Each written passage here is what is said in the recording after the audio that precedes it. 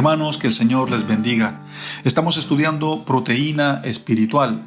Este es el último mensaje de nuestra serie y vamos a estar hablando acerca de la doctrina del Espíritu Santo. En esta serie estamos estudiando las 5 doctrinas preeminentes acerca de la Iglesia. Y a lo largo de cada mensaje hemos dicho de que estos mensajes no son mensajes entre los mensajes, sino que son los padres de los mensajes. Y hoy día vamos a estar hablando acerca de la importancia y del rol y de las funciones del Espíritu Santo en la vida del creyente y también en la Iglesia, que es el cuerpo de Cristo.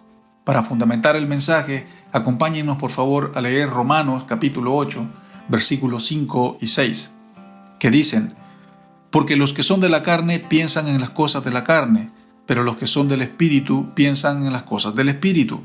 Porque el ocuparse de la carne es muerte, pero el ocuparse del Espíritu es vida y paz. Señor, venimos a ti a través de nuestras oraciones. Venimos a ti que eres la fuente de poder, la fuente de gracia. Señor, oramos y te pedimos que nos muestres, que nos des un mayor entendimiento acerca del Espíritu Santo. Llévanos más profundo en el entendimiento, en el conocimiento de la persona del Espíritu Santo y lo que hace en nosotros. No queremos salir de este culto, salir de este servicio iguales. Queremos salir conmovidos, queremos salir transformados y con una nueva revelación, con un nuevo entendimiento acerca de la persona del Espíritu Santo en nosotros, Señor. Oramos en el nombre de tu Hijo Jesús. Amén. Muy bien, el significado de espíritu proveniente del hebreo es ruah y significa aliento o brisa. El significado de la misma palabra espíritu, pero que viene del griego, es pneuma y significa respiro o viento. Eso es con respecto a espíritu. Ahora, la palabra santo proveniente del hebreo es kadosh y significa puro o apartado. En griego es hagios y significa sagrado o santo. Entonces, la palabra completa de Espíritu Santo proveniente del hebreo o del griego es respiro, aliento o brisa, y puro, apartado, purificado y santo. Ese es el significado de la palabra Espíritu Santo. Pero la pregunta aquí es, ¿quién es el Espíritu Santo? Es muy importante que nosotros entendamos esta verdad con mucha claridad. Si no, algún día nos vamos a topar con un mormón o con un testigo de Jehová y nos va a dar un paseo de los buenos, porque son personas bien entrenadas en la doctrina que ellos creen. Y si un mormón tiene una conversación con un creyente que ni siquiera lee su Biblia, créame que usted va a quedar bien avergonzado. Por eso es que nosotros debemos de entender quién es el Espíritu Santo. Y no solo para entenderlo para nosotros, sino también para darlo a conocer también a aquellos que nosotros queremos alcanzar para la gloria de Dios. Y para esto yo quiero que nosotros hablemos acerca de la Trinidad. El Espíritu Santo es la tercera persona de la Trinidad y es absolutamente Dios. Y esto nos lo dice Hechos capítulo 5 versículo 3 al 4. Es importante saber que Dios es una Trinidad, es decir, que hay 3 personas en un solo Dios. Atención a lo siguiente, no es que hayan 3 dioses, sino que hay 3 personas conocidas como el Padre, el Hijo y el Espíritu Santo. El Espíritu Santo es conocido como la fuente de poder o la fuente de fuerza, y es absolutamente divino y está vivo dentro de nosotros. Ellos han existido desde siempre como 3 personas separadas. La persona del Padre no es la misma que la del Espíritu Santo. La persona del Espíritu Santo no es la misma que la persona del Hijo.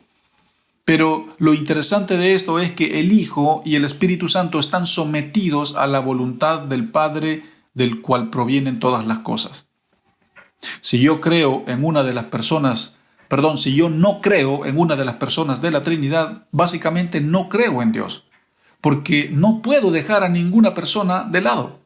No puedo decir que yo solo creo en Dios y no creo en el Espíritu Santo. No puedo decir que yo solo creo en Dios y en el Hijo y no creer en la otra persona. Porque si yo hago eso, cometo el error de ser un testigo de Jehová, porque ellos solo creen en Jehová y punto. No hay Cristo, no hay Espíritu Santo para ellos. Por eso es importante que nosotros creamos en que son 3 personas habitando en un solo Dios. No es que hayan tres dioses, repito, sino que es un Dios tripersonal. Esto es muy importante para nosotros comprenderlo. La Biblia dice que hay un Dios, pero también la Biblia dice que Jesús es Dios. Y también la Biblia dice que el Espíritu Santo es Dios. Entonces, son tres personas, tres representaciones de Dios. Son personas separadas, por lo tanto, hay un Dios que existe en tres personas. Algunos piensan que esto es contradictorio, pero en realidad no lo es. Se ve así o se siente que es así porque esto supera la razón humana. Pero esta es una verdad que debe de ser aceptada aunque no pueda ser comprendida. Yo sé que a lo mejor esto sobrepasa un poco la razón, el entendimiento humano, pero es una verdad que debe de ser aceptada aunque no sea comprendida. Debemos de aplicar nuestra fe para creer que así funciona la Trinidad, que es un misterio y que es algo un poco difícil de entender, pero se puede comprender. Esta Trinidad, tenemos que entender que esta Trinidad ya existía desde antes. El Espíritu de Dios se mueve o se movía sobre las aguas, dicen las Escrituras, en el inicio. Y también en el Evangelio de Juan dice que el principio era el Verbo. Y ese verbo se está refiriendo acerca de Jesús, el Hijo de Dios. Y también en el Génesis dice que el Espíritu de Dios se movía sobre las aguas. Entonces el Espíritu y el Hijo ya existían desde antes.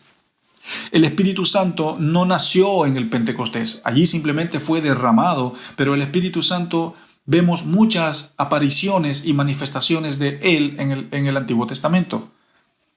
Porque si usted se pone a pensar, cuando Dios hizo al hombre, Él dijo, hagamos al hombre a nuestra semejanza y a nuestra imagen. Pero Dios estaba diciendo esto, hagamos, Él estaba diciendo esto al Hijo y al Espíritu Santo. Él no le estaba diciendo esto a las estrellas ni a los ángeles, porque nosotros no somos imagen de las estrellas o a imagen y semejanza de los ángeles. Estamos hablando de que Él dijo, hagamos, cuando ellos tres estaban viendo el plan original de crear al hombre. Después, cuando el hombre cayó en pecado, Dios dijo, el hombre ha llegado a ser como uno de nosotros. ¿Por qué dice nosotros? ¿Por qué habla en plural, es decir, en más de una persona? Porque lo está diciendo al Hijo y al Espíritu Santo, porque el primer capítulo de Colosenses dice de que Dios ya existía desde antes de todas las cosas y de que el Hijo, que también ya existía desde antes de la creación, y el Espíritu Santo, que es parte de la Trinidad, también ya existía desde que antes todas las cosas fueran creadas. Entonces la Trinidad ya existía desde antes. No tienen un origen, no tienen un final. Ellos han existido en la eternidad desde siempre. Y lo otro que es importante entender acerca de la Trinidad es que estas tres personas están unidas de tal manera que manifiestan la plenitud de un solo Dios viviente. Cada persona recibe gloria y adoración y admiración. Cuando nosotros estamos en la iglesia decimos, Espíritu Santo, te adoramos. También decimos, Jesús, te amamos, te honramos y te adoramos. Y también decimos, Padre que estás en el cielo, te adoramos y te honramos. Entonces cada persona de las tres que son parte de la Trinidad recibe su propia adoración, su propia admiración y su propia gloria de parte de la iglesia. ¿Por qué? Porque los tres son un Dios. Ellos mantienen una relación tripersonal de amor y de comunicación, una relación de pureza, una relación de perfección y también de unidad y de armonía. Así funciona la Trinidad. Entonces, el Espíritu Santo es simplemente parte de la Trinidad. Ahora, yo quiero ponerles un ejemplo para que usted pueda entender mejor esto de la Trinidad. Yo quiero que usted piense en el estado del agua.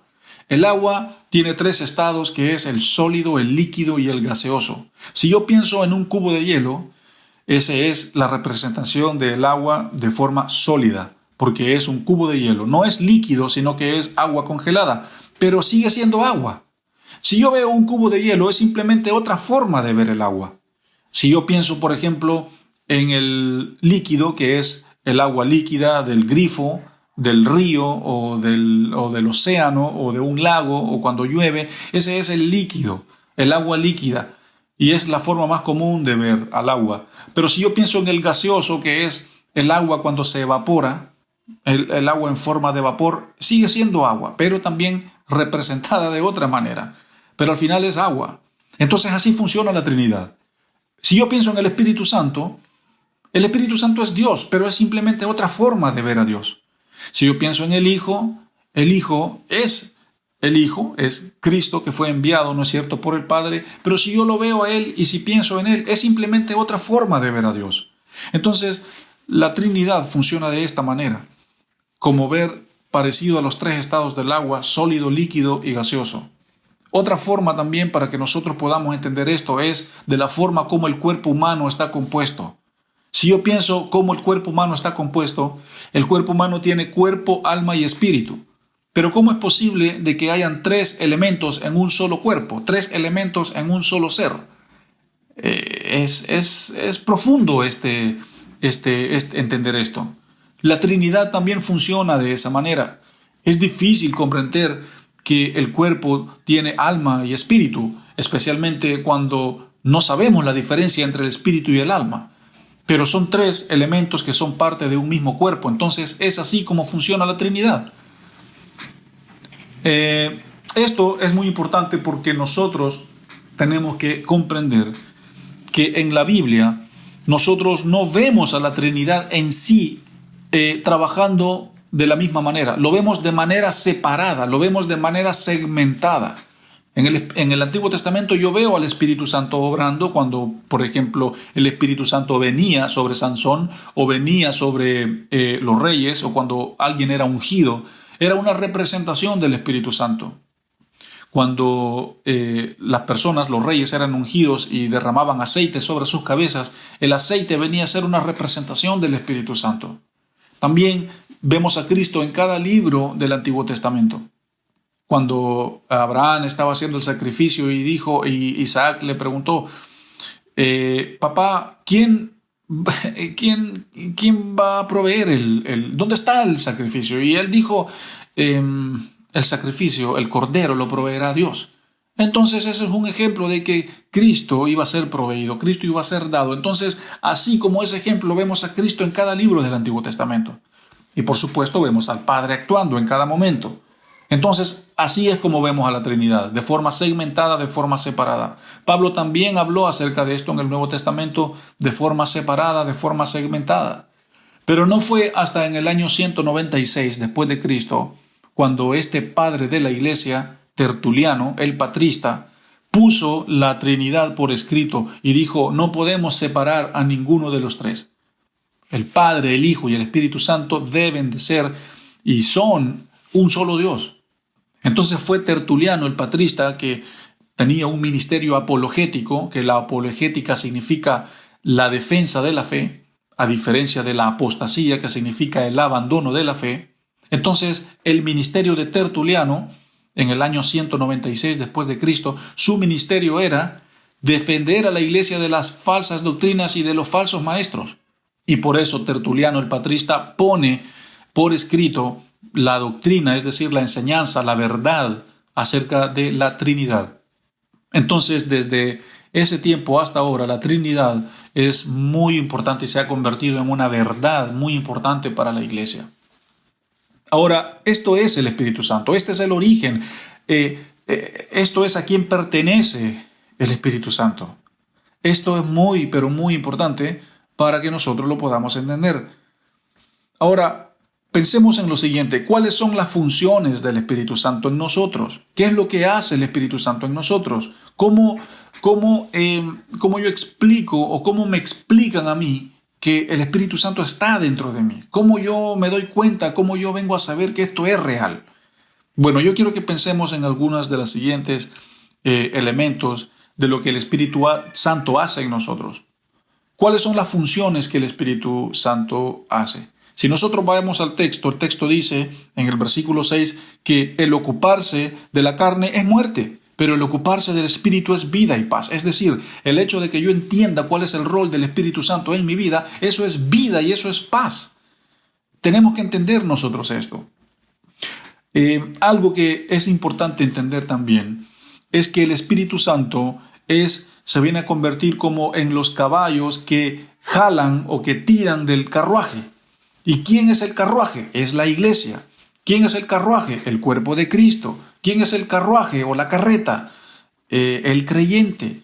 ¿Y quiénes son los caballos que jalan o que tiran esa carreta o ese carruaje? Es el Espíritu Santo. Entienda que si no es por la gracia, por la unción, si el Espíritu Santo no hubiese sido dado en Hechos 2, la iglesia no hubiese podido crecer. La iglesia, durante los 2021 años que han ocurrido desde que Cristo partió a la presencia del Padre, la iglesia no hubiese sido capaz de permanecer por estos 2000 años. Pero ¿qué es lo que ha tirado del carro? ¿Qué es lo que ha tirado, lo que ha jalado el carro, lo que ha jalado el carruaje? Es el Espíritu Santo. El Espíritu Santo está en la vida del creyente, está en mí y está en usted, y está en nuestra iglesia, y está aquí en la tierra, porque aquí en la tierra está el reino de Dios todavía. Entonces el Espíritu Santo es el que jala, el que tira de la carreta. Es el Espíritu Santo quien jala, quien tira de su matrimonio, de su relación con Cristo. Es el Espíritu Santo quien él es el responsable de que la persona que usted es como es así. Es el Espíritu Santo el responsable de que usted es una persona nueva, que haya nacido de nuevo, que haya sido bautizada y que ahora camine en la verdad. El responsable de esto es el Espíritu Santo. Y si el Espíritu Santo no estuviera en nosotros, nada de esto es posible. Primero, yo quiero que pensemos en lo siguiente. Lo primero que el Espíritu Santo hace en nosotros es que confirma nuestra adopción como hijos de Dios. Eso es lo primero que el Espíritu Santo hace. Hay muchas cosas que el Espíritu Santo hace. Hay muchos roles, hay muchas cosas.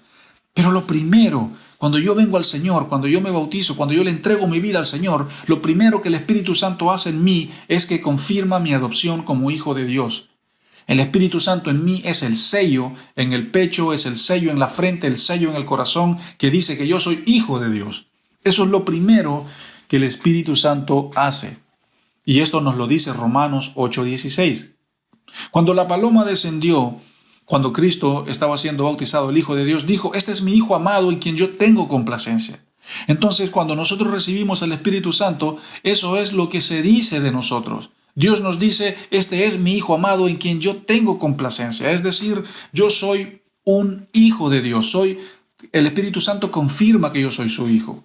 El judío en el Antiguo Testamento, él pensaba y él decía que cuando una persona no tenía padre era considerado un bastardo. Para un judío, un huérfano era considerado un bastardo sin padre. Era así el judío, esa era su mentalidad, porque la paternidad en la cultura judía, en el pueblo judío, era muy importante, era indispensable, porque la representación del padre hacia un hijo era la representación de Dios hacia nosotros. Así miraban ellos la paternidad. Y eso ha sido con nosotros. Nosotros hemos sido pasado de la orfandad ahora a tener un padre. Entonces esto es lo primero que el Espíritu Santo hace. Otra cosa que el Espíritu Santo hace en nosotros es que nos consuela. Por favor, hermanos, entendamos la definición y el significado de esta palabra, consuelo. La palabra para consolador, proveniente del griego, es parakletos y significa estar al lado de alguien, estar al lado siempre. Es decir, el Espíritu Santo es el parakletos, el que está siempre al lado, el que está siempre allí. Entonces, el Espíritu Santo, por ejemplo, tiene la capacidad de ayudarnos en nuestras vidas, de ayudarnos en nuestros conflictos, en nuestras luchas, en nuestro caminar con Cristo. Déjeme darle un ejemplo para que usted entienda esto. Satanás usa la legalidad para acusarnos. Usa nuestras debilidades. Si usted se equivoca, si yo me equivoco, si ambos transgredimos la ley, Satanás viene, se presenta delante de nosotros y nos acusa con la legalidad. Y es así como yo empiezo a sentirme condenado, empiezo a sentir culpa y vergüenza por lo que he hecho. La condenación entra en mi vida. Pero ¿qué pasa? Pero ahora, gracias al arrepentimiento y al perdón y a la confesión de mis pecados hacia los demás o hacia mi Padre, que es Dios, el Espíritu Santo entra en acción y nos defiende de esta legalidad, nos defiende de esta condenación que el enemigo quiere poner en nosotros. Y eso se viene a convertir como un consuelo, eso se viene a convertir como un abrazo, una ayuda, un apoyo del Espíritu Santo hacia nosotros. Entonces el Espíritu Santo de alguna manera también hace la función de un abogado en nosotros. Número 3. El Espíritu Santo nos enseña y nos revela a Cristo y al Padre. Hermanos, todo lo que usted sabe o todo lo que ustedes saben acerca de Dios y todas las revelaciones que saben acerca de la verdad y todo lo que ustedes también están por saber de aquí al futuro acerca de la palabra de Dios y todas sus profundidades, es porque el Espíritu Santo se los ha revelado, es porque el Espíritu Santo se los va a mostrar. Es el Espíritu Santo quien revela, es Él quien nos muestra cuando leemos nuestra Biblia, cuando oramos, cuando nos congregamos, cuando escuchamos un mensaje, cuando estamos escuchando o siendo parte de un seminario. Es el Espíritu Santo quien nos revela, quien nos muestra, quien nos convence de la persona y del carácter de Cristo y del Padre en nosotros. Todo lo que yo sé acerca de Dios me lo ha mostrado el Espíritu Santo, y todo lo que voy a saber en el futuro acerca de Dios, hasta el último de mis días aquí en la tierra, me lo va a revelar el Espíritu Santo. El Espíritu Santo es quien me revela, quien me muestra a Cristo, que es el Hijo, y al Padre. 4. El Espíritu Santo nos da convicción y discernimiento. ¿Estamos dispuestos, hermanos, a dar nuestra vida por nuestras convicciones? ¿Estamos dispuestos a entregar nuestras vidas por lo que creemos? Porque creemos en la verdad, creemos en el Evangelio, creemos en su gracia. Si usted tiene convicción de lo que cree y si usted tiene convicción acerca de la verdad y del Evangelio, es porque el Espíritu Santo se la da. Si usted tiene discernimiento, si usted tiene ese entendimiento clarito acerca de lo bueno y lo malo, acerca de la derecha y de la izquierda, es el Espíritu Santo quien le da esa gracia y esa unción a usted. El Espíritu Santo es quien nos da la convicción y quien nos da el discernimiento. 5. El Espíritu Santo nos da dones y nos lleva a dar frutos.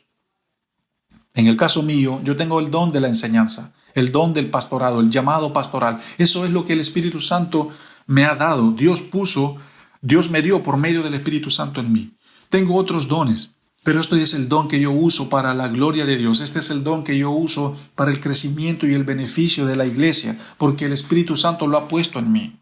También tenemos habilidades, pero hay una gran diferencia entre los dones y habilidades. Pero también nuestras habilidades tienen que ser usadas para la gloria de Dios. A esto fui llamado yo. Tengo el don de la enseñanza y por eso enseño, por eso estudio, por eso oro, por eso busco al Señor para alimentar al rebaño, al grupo que Él ha puesto bajo nuestra responsabilidad. Esos son mis dones, ese es mi llamado, ese es mi trabajo, esa es mi vocación, esa es la virtud a la cual fui llamado. Ahora, ¿cuáles son sus dones, hermano? ¿Cuáles son sus dones? ¿Cuáles son sus talentos? ¿Qué es lo que usted tiene o lo que el Espíritu Santo le ha dado para que usted lo use para el beneficio del cuerpo de Cristo? Recuerde que los frutos que yo produzco, los frutos que usted produce son gracias al Espíritu Santo en usted y en mí. Si usted tiene paciencia es porque el Espíritu Santo le da paciencia. Si usted tiene templanza es porque el Espíritu Santo le da la templanza. Si usted tiene gozo y si usted es rico en misericordia y en gracia es porque el Espíritu Santo hace que usted lleve esos frutos. Así es como el Espíritu Santo obra. Y 6. El Espíritu Santo nos prepara para el ministerio. Satanás es un perfecto imitador.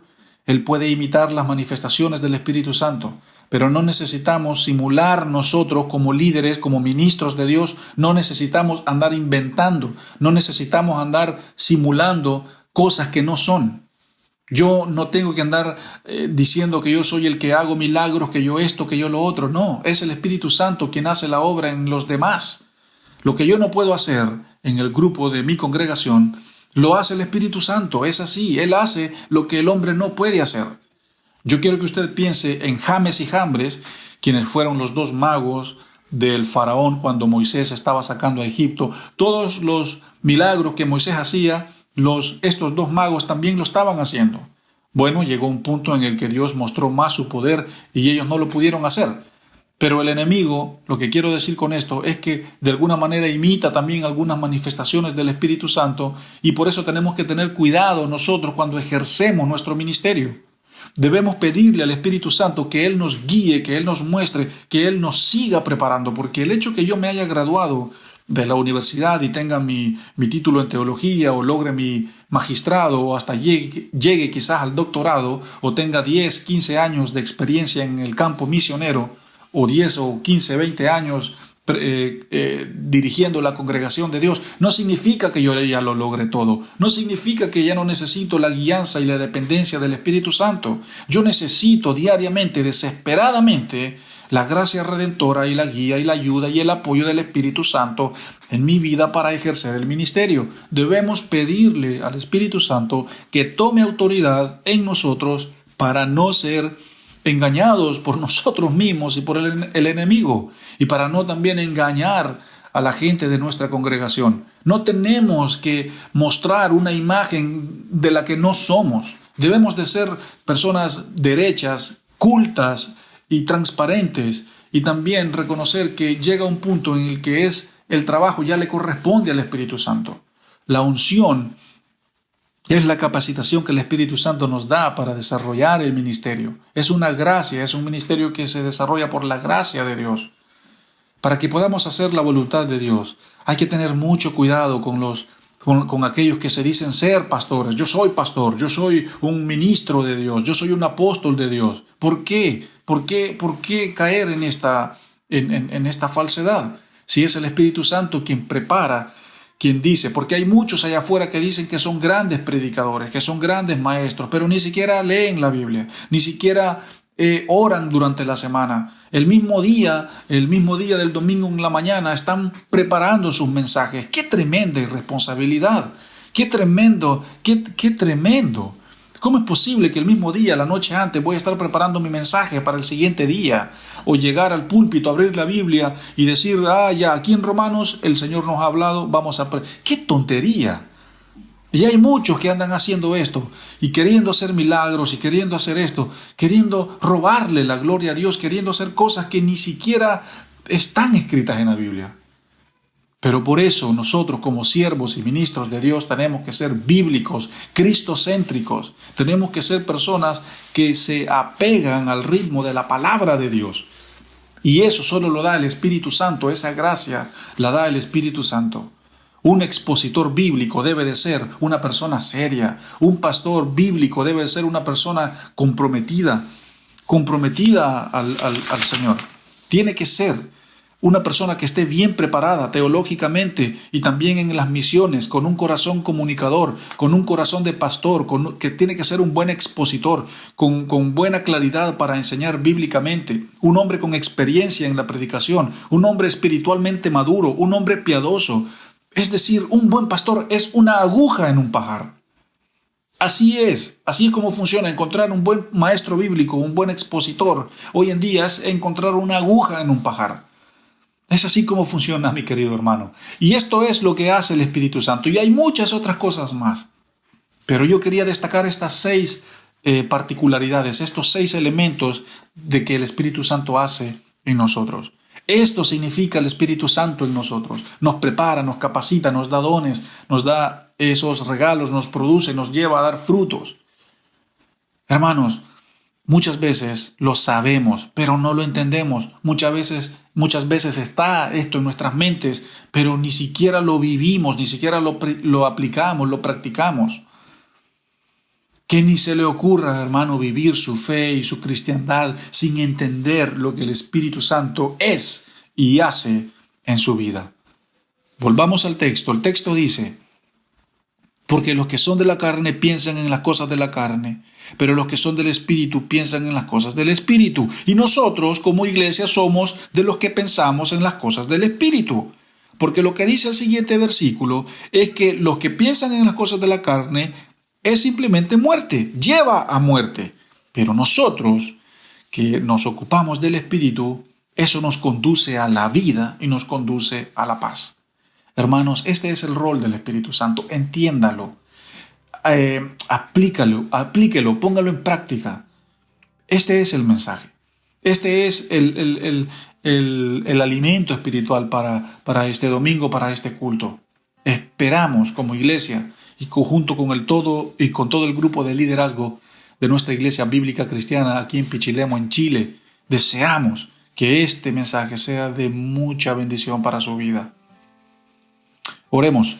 Señor, gracias por tu Espíritu Santo en nosotros. Gracias porque Él es el que tira de este carro. Él es el que jala este carruaje. El Espíritu Santo es el que empuja a la iglesia, el que impulsa a la iglesia. Es el Espíritu Santo quien da el denuedo. Es el Espíritu Santo quien da la valentía. Es el Espíritu Santo quien da la osadía de vivir una vida en santidad. Es el Espíritu Santo quien nos prepara, quien nos transforma. Es el Espíritu quien nos da los dones que necesitamos para usarlos para tu gloria. Es el Espíritu Santo quien nos da el cambio, el dominio propio, la nueva vida en Cristo. Es el Espíritu Santo quien nos lleva a ser nueva criatura. Gracias por tu Espíritu Santo, porque es una porción de Dios en nosotros. Como dice la Escritura, tú en nosotros y nosotros en ti. Ese es el pacto. Padre, oro que esta serie haya sido de mucha bendición para tu iglesia. En el nombre de Jesús. Amén. Hermanos, que el Señor les bendiga y no olviden continuar sintonizándonos, ya sea a través de nuestro programa radial o a través de nuestro canal de YouTube con el nombre de nuestra iglesia. Que el Señor les bendiga. Recuerda suscribirte a nuestro canal y activa las notificaciones para que no te pierdas ninguno de nuestros sermones.